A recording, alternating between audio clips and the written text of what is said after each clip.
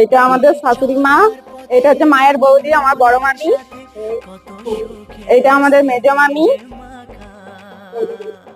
এটা বড় মামির মেয়ে, আর এটা আমাদের দিদির ছেলে, এটা ভাইপো, এই যে আমার ননদিনী,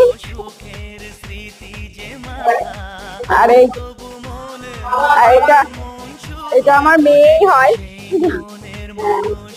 সবাই এসেছিল, বাড়ি চলে যাচ্ছে।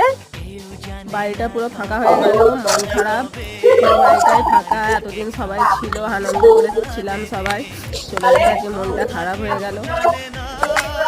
তোমরা একটু সাবস্ক্রাইব করো, লাইক করো, পাশে থেকো আমাদের ভালো লাগলে।